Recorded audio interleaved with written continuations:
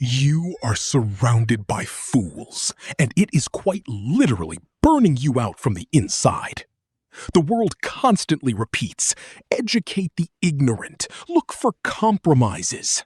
But Schopenhauer knew the raw truth. Logic is completely defenseless against stupidity. Trying to explain something to an idiot is pure mental suicide. Do you know that exact feeling of panic during a meeting when an idiot with ironclad confidence is spouting absolute nonsense? You roll out the hard facts, but he just blinks blankly and doubles down. You are left completely drained.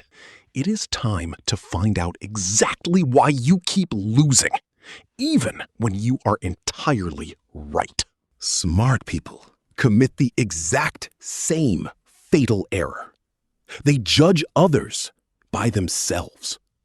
You naively assume that the ultimate goal of any argument is the pursuit of truth. You honestly think that if you present someone with irrefutable proof, charts, and data, they will stop, analyze them, admit their mistake, and correct their worldview. Arthur Schopenhauer utterly despised this childish optimism. In his cult classic, deeply cynical work, The Art of Being Right, he formulated a brutal law of human nature. People do not argue for the sake of truth. They argue for dominance. When you enter a discussion with a fool, you are not dealing with a mere deficit of information.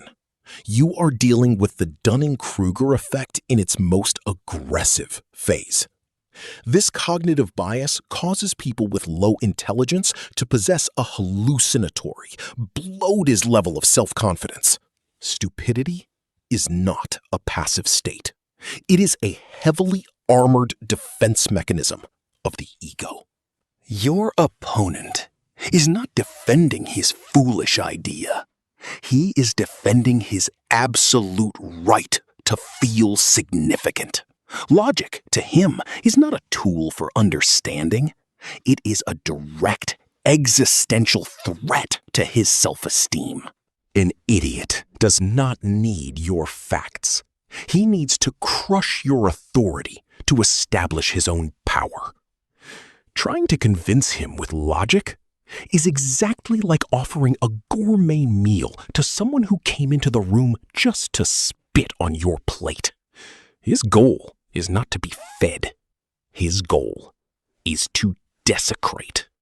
To completely stop wasting your nerves, you need to understand one simple thing. Between you and a foolish person, a total translation error is taking place. The issue is not that you are bad at explaining. The issue is that his mental hardware is physically incapable of running your software. Nobel laureate Daniel Kahneman, in his book Thinking Fast and Slow, divided the operation of our mind into two distinct operating systems. System 1 is a fast, emotional, automatic, and absolutely instinctive mode. It requires zero effort. It works on the level of an emotion flashes, a conclusion is born. System 2 is slow, deliberate, logical, and extremely energy-consuming thinking. It is precisely System 2 that checks the facts, weighs probabilities, searches for hidden flaws, and builds complex logical chains. The entire problem is that foolish people are lifelong prisoners of System 1. They live there. Their brain is structured primitively. They feel a fleeting emotion, instantly anchor the first stupid opinion they find to it, and permanently declare it an undeniable fact. That is it. Their thought process is entirely complete. And right at this exact moment, you appear, a smart person trying to engage your System 2. You bring data, statistics, historical context, and logical nuances to the argument. You are literally attempting to speak the language of higher mathematics to a rabid, barking dog. The dog doesn't understand trigonometry. It only understands noise and a threat to its territory. The absolute worst part of all this is that you are doing 100% of the intellectual work in this argument.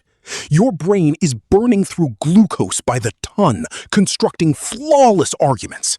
You are expending a colossal volume of your precious cognitive resource, while your opponent is spending exactly 0 calories. He simply switches on a deaf defense and flatly refuses to accept reality. This is not a discussion between equals. It is the broadcasting of a signal into a void. You are trying to install the latest operating system onto an old wooden typewriter. The design simply does not support it. So why do you keep slamming your fingers on keys that aren't connected to anything?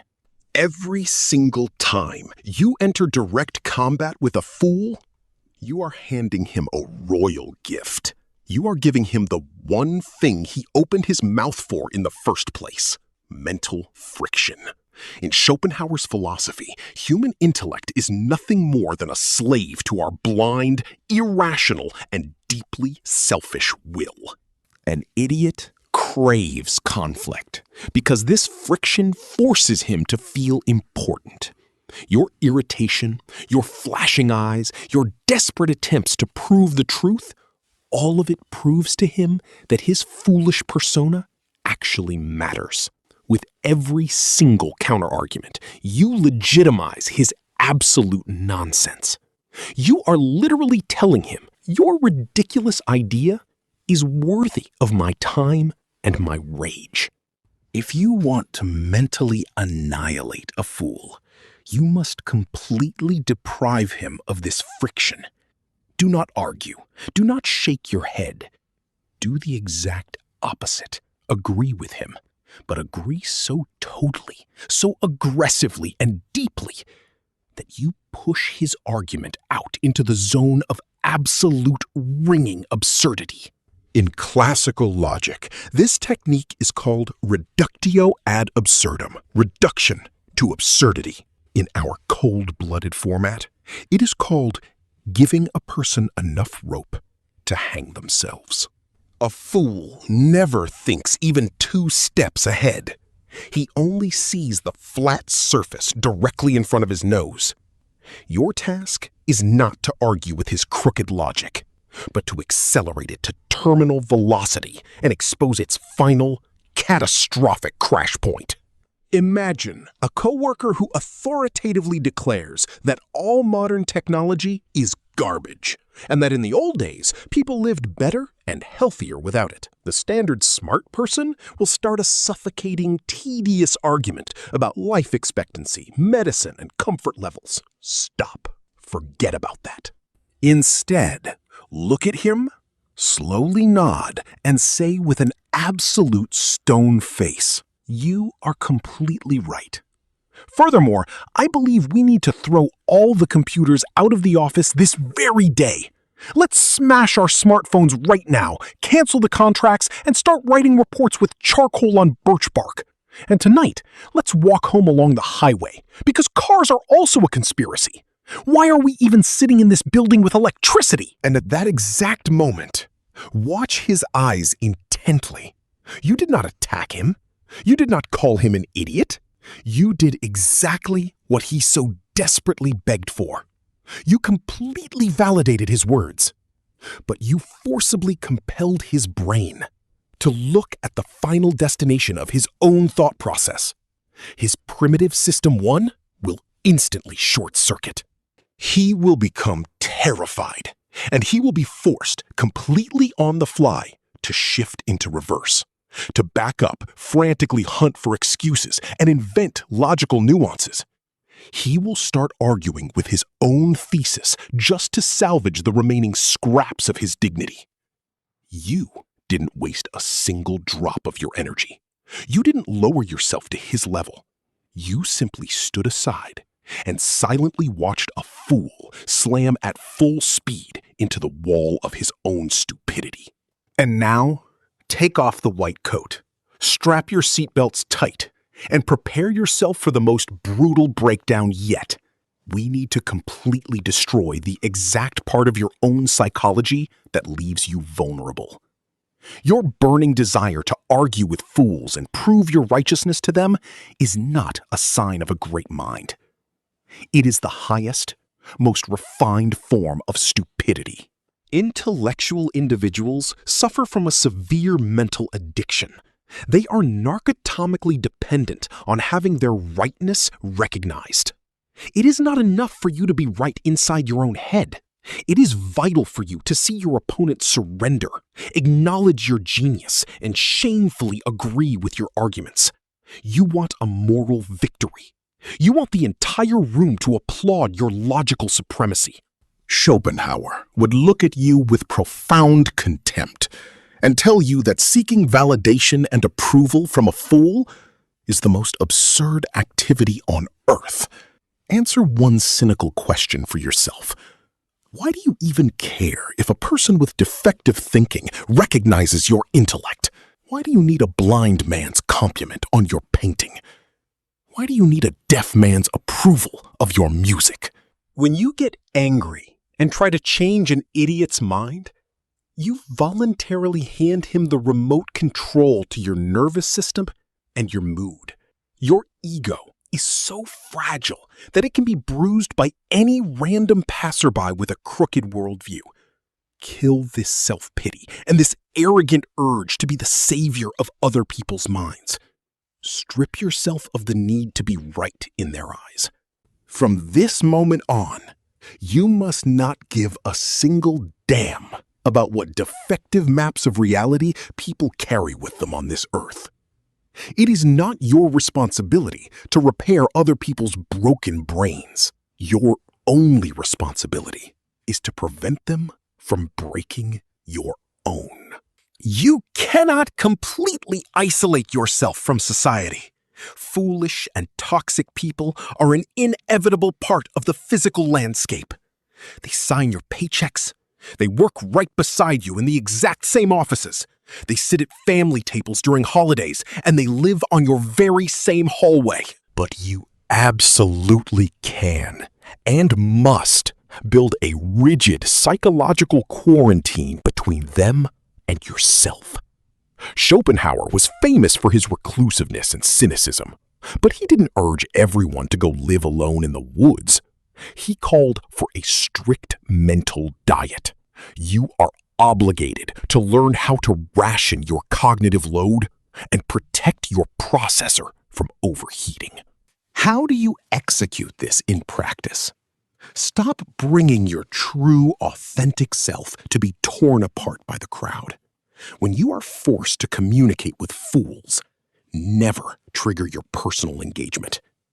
Instead, send your mental robot to the front lines, your avatar. The avatar is your protective mask, your ultimate lightning rod. It is emphatically polite, it smiles calmly, and it speaks exclusively in short, streamlined, agreeable phrases. When an idiot tries to drag you into a discussion or provoke an emotional response, your avatar simply deploys standard templates. Interesting perspective. Yes, there is something to that. Perhaps you're right. Everyone sees it from their own tower. Your avatar agrees with absolutely everything without digesting the core. It operates like a mirror, simply reflecting someone else's noise straight back, letting not a single sound wave pass inside your fortress. Your opponent thinks he is having a deep conversation with you. He celebrates his victory, his ego fed and quiet. Let him celebrate.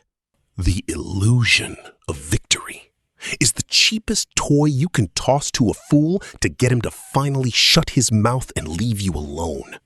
While he gloats over his triumph, your real mind remains in absolute safety behind the walls of total detachment. You are physically present in the room, but intellectually, you are in a completely different galaxy. But what do? If this fool is your boss, what if that irrational, narrow mind signs your check, allocates your budgets, or holds the absolute keys to your promotion? How do you survive and win if the system itself punishes intelligence and promotes the loudest, most self-assured idiot in the room? This demands a completely different tier of thinking and a radical shift of weapons. You must understand the core psychology of a cowardly beast wearing a crown. When a person with low intelligence manages to claw their way to power, their entire internal psychological architecture instantly rewires itself and begins to balance on one single, massive tectonic fault line: a deep, suffocating self-doubt. Such a manager, on a primitive, subconscious, animal level, is acutely aware that the people around him surpass him in intellect, speed of thought, and talent. And herein lies the ultimate danger. His defective brain will never perceive your intellect as a valuable resource or an opportunity to learn. No, it will decode your mind as a direct, mortal threat to his survival and status. If you make the mistake of walking into his office to openly flex your erudition, logic, or correctness, you will not prove your value. You will achieve the exact opposite.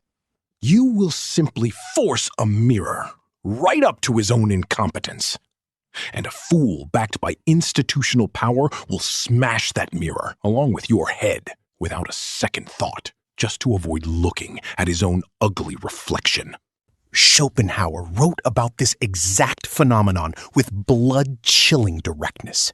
He asserted that demonstrating an outstanding mind or superior qualities in the presence of mediocrity is the most unforgivable sin in the human hierarchy. A mediocre mind experiences real, acute, almost physical pain in the presence of greatness. This instantly triggers a secret, toxic, and completely irresistible hatred inside him. He will never attack your ideas openly on a logical battlefield. He knows damn well he would lose. Instead, he will begin to attack your character. He will quietly weaponize the entire bureaucratic engine of the system against you, burying you in routine, stripping away bonuses, labeling you not a team player, and choking you out using other people's hands. You cannot out-argue a king inside his own castle.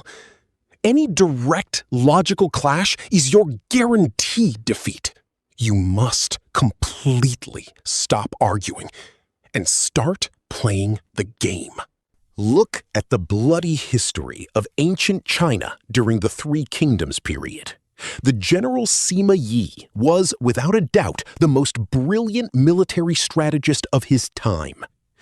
Yet fate forced him to serve under Cao Shuang, a regent who possessed colossal, absolute power, and at the same time, a phenomenal, astronomical stupidity. Cao Shuang was impulsive, arrogant, and insanely envious of Sima Yi's sharp mind.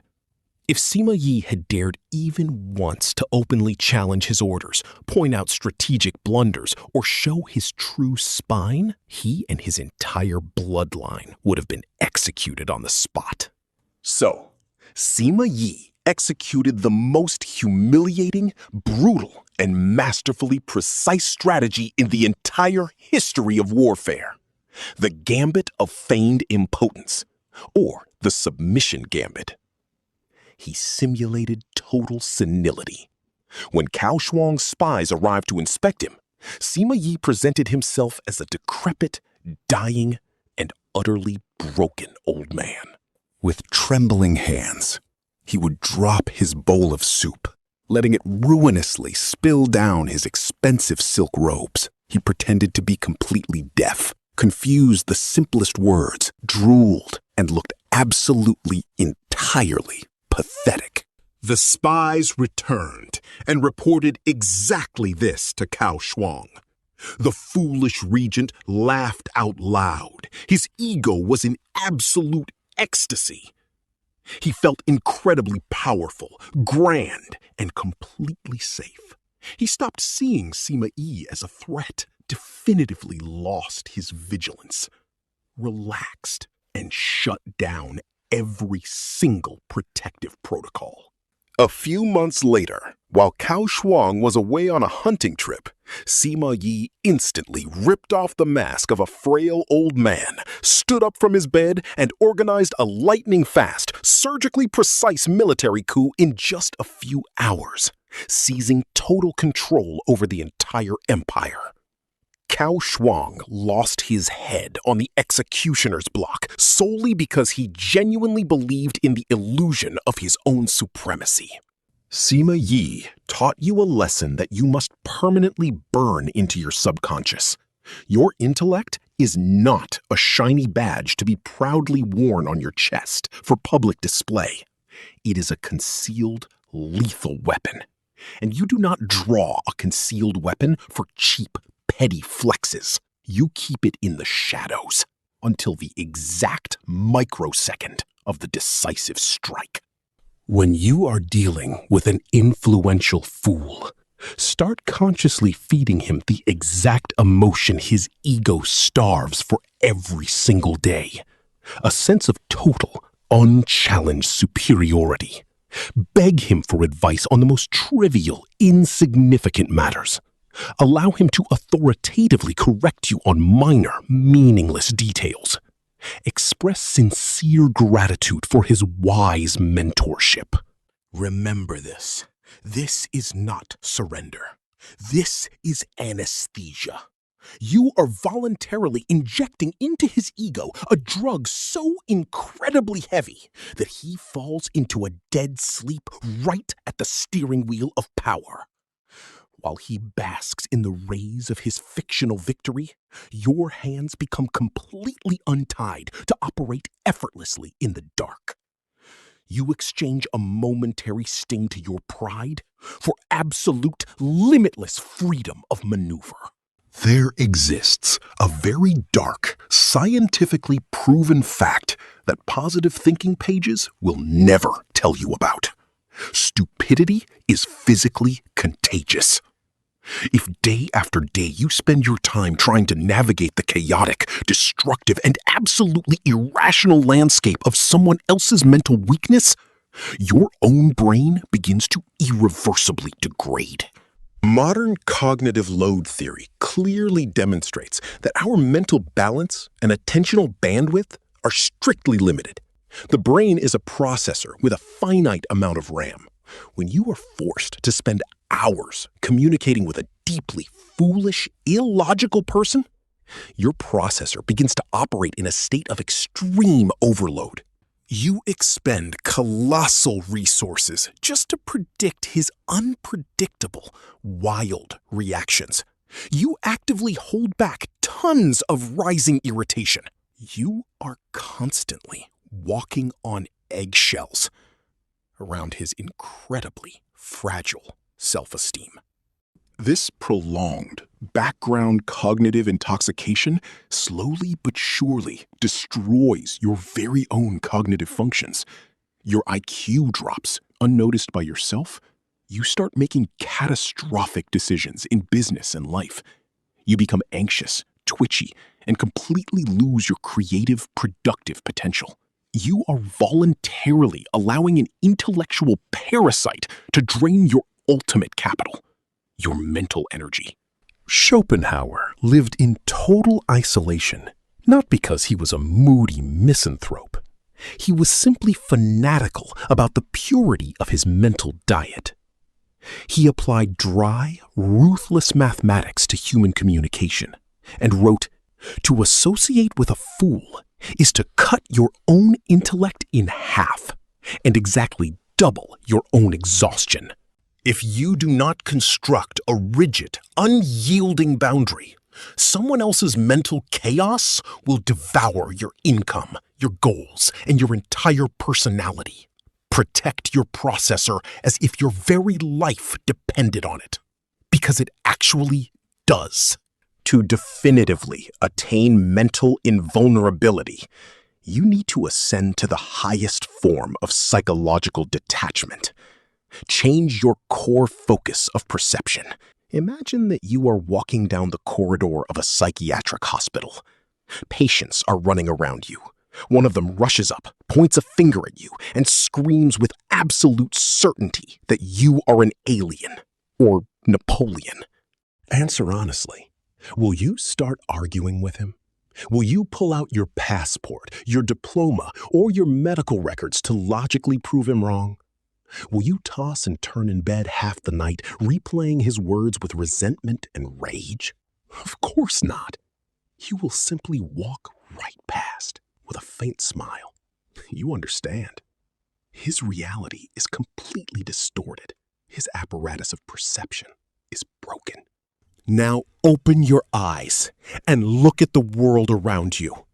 The brutal truth is that our planet is exactly the same kind of gigantic, loud psychiatric hospital, only without walls. Millions of people walk the streets every day with absolutely defective, crooked maps of reality in their heads. They think in tribal stereotypes, blind emotions, and borrowed slogans. When yet another fool tries to insult your intelligence, states blatant nonsense to your face, or aggressively criticizes your meticulously verified ideas, understand one thing.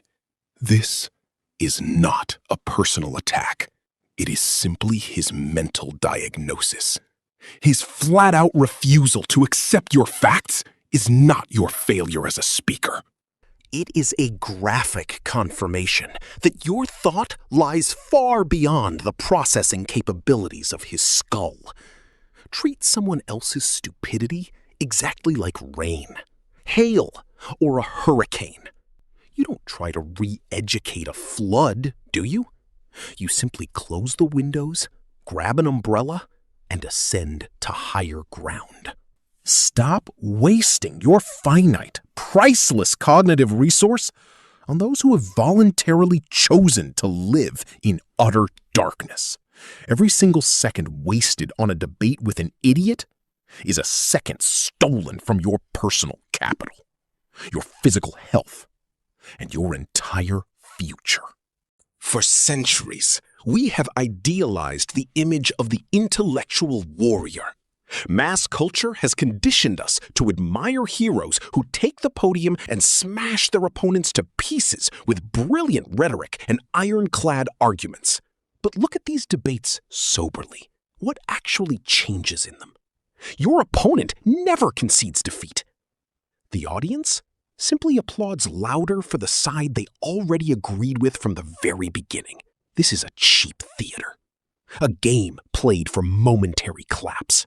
Truly dangerous and powerful minds do not play for applause. They play for a specific outcome. At this final point, you must make the ultimate evolutionary leap from mere intellect to actual power. Intellect is the childish need to prove that you are right. Power is the absolute ability to not care at all about what others think of you. Intellect is when you win an argument. Power is when you silently take the exact result you need, while the fool jumps for joy, utterly convinced that he was the one who won. Accept this world exactly as it is. Irrational, driven by pride, and completely blind to the truth. Weaponize someone else's ego as a lever. Give the fool his pennyworth illusion of triumph. Feed his vanity just enough to keep him completely obedient and predictable. Become the invisible hand that structures the parameters of the game while remaining entirely in the shadows. Keep your weapon razor sharp and safely hidden. Your mind is no longer a tool for the free enlightenment of the crowd. It is the tool for your own cold-blooded ascension. If this deep dive stripped away your illusions and forced you to look at things with a broader perspective, you are clearly not one of the crowd. Protect your brain from the mental noise. Subscribe to the channel, smash that notification bell, and turn on all alerts so you never miss the next exclusive psychological breakdowns. Drop a comment below. What specific phrase or technique from your own experience shuts down a fool best without any useless arguments? Share your practice. I will see you in the next video.